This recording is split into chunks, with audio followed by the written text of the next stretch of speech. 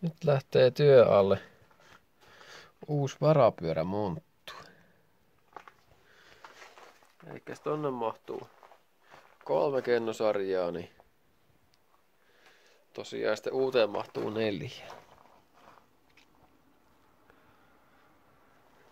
Mä hain vähän materiaalia, niin tässä on 2 millin peltiä. Tää on jo kohtuu vahvaa. Mä teen tästä sen uuden varapyörämontun ja sitten kulmarauvoista. Ja mulla on siinä jokunen metri kulmarautaa ja otin lattarautaakin jos nyt tarttee ja sitten on peltiä. Elikkä noista pitäisi alkaa väsäämään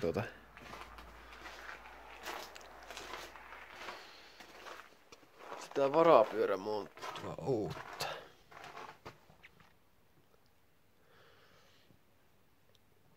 Ei kai siinä muuta kuin kaikki vaan pois ja sitten hitsaa vähän jotain kehikkoa ja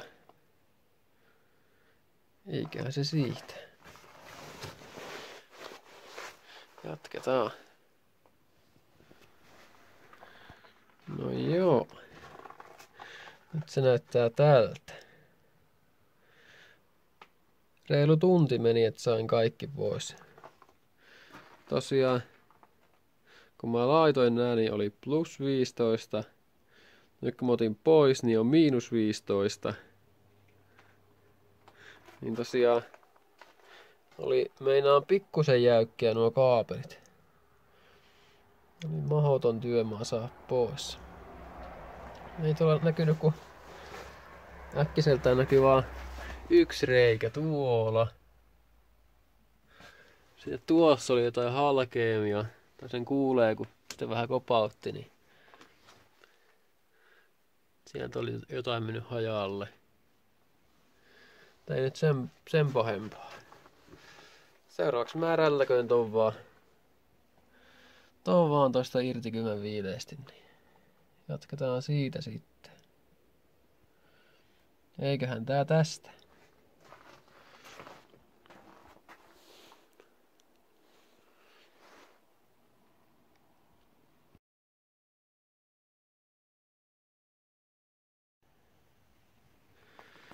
No nyt ois suurin piirtein kasas tämä uusi varapyörämonttu. Tässä näkyy vanha, tässä on uusi. Ja tässä on niinku tilaa ihan mukavasti. Tähän mahtuisi periaatteessa 6 kennoa. Tai kennosarjaa. Niin litiumia.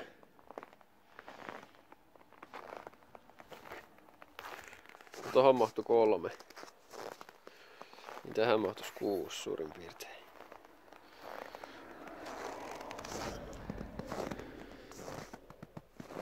Tää on se vähän niinku isompi. Se on nyt 5 senttiä syvempi ja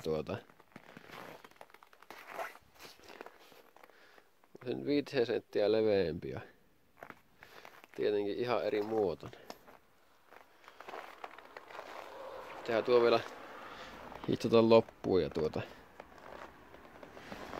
lyö autoa. Mutta se menee kyllä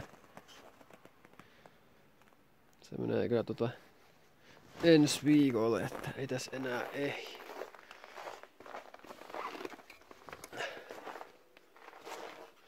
Tämänen näyttää tältä. Otin vähän pitumia sivuista pois. Tai mä otan nuo kaikki pois seuraavaksi. Mä lyön sinne rautaa vaan, niin tuo motto on aika turhaa loppupeleissä kumminkin. Semmonen. Tuo takaseinät on nyt jäi vielä sitä alkuperäistä. Tai osittain. Mutta joo. Ei siinä nyt se enempää sitten. Pitää jatkaa sitten kun ehtii. Nyt on hyvä ajella ilman varapyörämonttua.